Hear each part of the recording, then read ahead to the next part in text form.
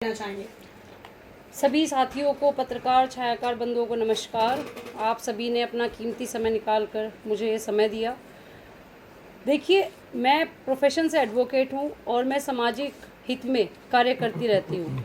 जैसा कि गत 9 जनवरी 2021 को मैंने श्री गुरु तेग बहादुर जी के बारे में जब पढ़ा कि श्री गुरु तेग बहादुर जी ने मानवीय मूल्यों के लिए और सनातन धर्म को बचाने के लिए शहादत दी, तो मुझसे रहा नहीं गया। तो मैंने 9 जनवरी को क्रूर आक्रांता, मुगल आक्रांता औरंगजेब, जिसने अपने परिवार तक को नहीं छोड़ा, जिसने हजारों करोड़ सनातन धर्म के लोगों को मुस्लिम धर्म में कन्वर्ट किया और बहुत सारे लोगों पर प्रताड़नाएं की और उनको मौत के घाट उतार दिया, तो मैंने औरंगजेब लेन, जो कि दिल्ली तुगलक रोड स्थित है, मैंने वहाँ जाकर आग लगाई और श्री गुरु तेग बहादुर जी का साइन बोर्ड स्थापित किया।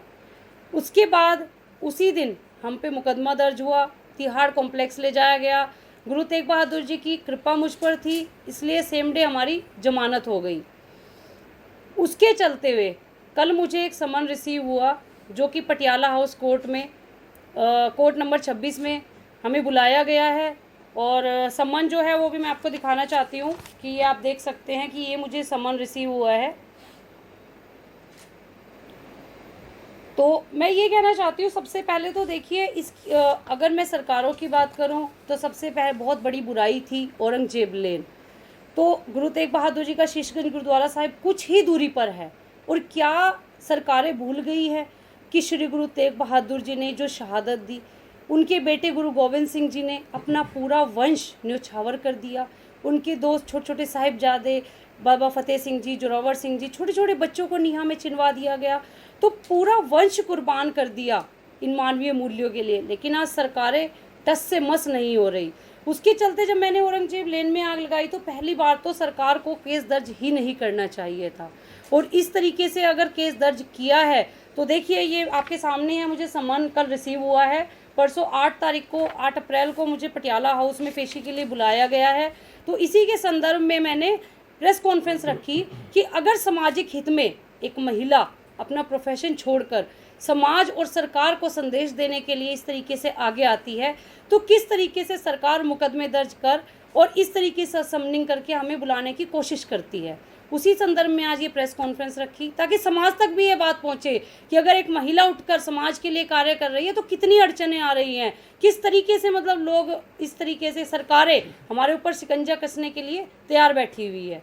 सबसे पहले तो मैं यही कहूँगी कि सरकार से भी मेरी अपील है कि ऐसे मुकदमे खारिज कर देने चाहिए, लेकिन मुझे अपने न्याय प्रणाली, माननीय अदालत पर पूरा विश्वास है, क्योंकि खुद मैं न्याय प्रणाली से हूँ, खुद मैं एडवोकेट हूँ। जी, आपके खिलाफ सम्मन आया, आपने बताया, आपको क्या डर लग रहा है, इसलिए आप कह रहे हैं कि भाई सरकार ने ये सम्मन क्यों भेजा, ये सम्मन नहीं भेजना चाहिए था और किसी प्रकार का केस नहीं दर्ज करना चाहिए था? जी, देखिए, सबसे पहले तो डर की अगर बात करें तो जब मैंने औरंगजेब लेन में आग लगाई तो मैंने बहुत विश्वास से आग लगाई। मैंने ये श्री गुरु तेग बहादुर जी का प्रसाद समझकर एक पहल की थी कि अगर हम गुरु तेग बहादुर जी के लिए कुछ नहीं कर सकते तो ये मेरा फ़र्ज़ है, क्योंकि हम सरकारों को बहुत बार बोल चुके, बहुत बार सिख कम्युनिटी ने भी बहुत सारे प्रयत्न किए हैं, किसी ने उस पर स्प्रे लगाया, लेकिन कुछ चीज़ नहीं चेंज हुई।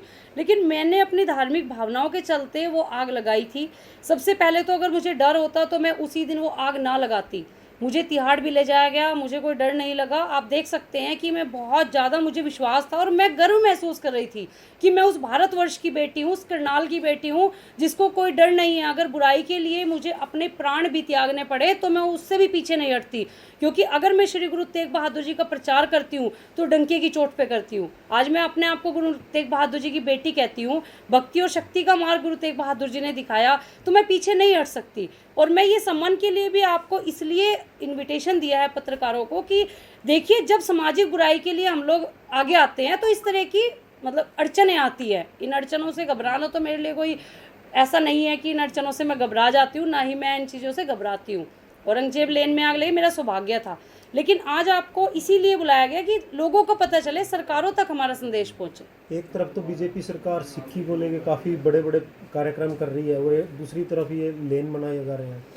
देखिए, दुख का विषय यही है कि एक तरफ सरकारें बड़े बड़े लेवल पर करोड़ों अरबों का खर्चा करके, चाहे वो हरियाणा सरकार हो, चाहे वो केंद्र सरकार हो, बहुत बड़े लेवल पर गुरु तेग बहादुर जी का समागम मनाया जा रहा है 400 साल प्रकाश पर, पूरी सिख कम्युनिटी को इकट्ठा करके। और दूसरी तरफ औरंगजेब लेन, उसको स्थापित किया जा रहा है दिल्ली में। हालांकि अगर देखा जाए तो जब हमने औरंगजेब लेन में आग लगाई तब वो रोड वहाँ से हटा दी गई थी कुछ समय के लिए। लेकिन दुख इस चीज़ का है कि अभी मैंने 7 दिन पहले जब मैं वहाँ से गुजर रही थी तो मैंने वो औरंगजेब लेन फिर से देखी। और देखिए, जब इतने बड़े बड़े पद पर जाकर केंद्र सरकारें गुरु तेग बहादुर जी का प्रकाश पर्व मना रही हैं, तो इस तरह की भावना कि औरंगजेब लेन को दोबारा स्थापित करना, इससे आप सरकार की मानसिकता को देख सकते हैं कि किस तरीके से सिख समाज के साथ वो खिलवाड़ कर रहे हैं। उत्तर प्रदेश में भी बहुत सारे ऐसे नाम हैं जो बदले जा रहे हैं। देखिए, आदित्यनाथ योगी जी ने 16 जिले के नाम बदलने की, अभी शहरों की घोषणा की है।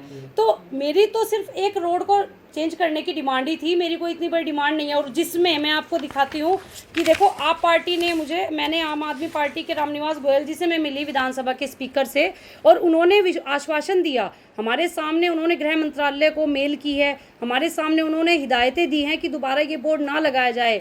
इवन विधानसभा के स्पीकर ने हमें, मेरे पास वो वीडियो है जिसमें वो कह रहे हैं कि हमने विधानसभा में आपका नाम लेकर ये मुद्दा उठाया कि औरंगजेब जैसी एक बुराई है जिसने गुरु तेग बहादुर जी का शीश काट दिया। हमारा मानवीय मूल्यों के लिए हमारा फर्ज बनता है कि औरंगजेब जैसे नाम का कोई व्यक्ति जो क्रूर आक्रांत है, उसके नाम से कोई लेन या बोर्ड ना स्थापित किया जाए।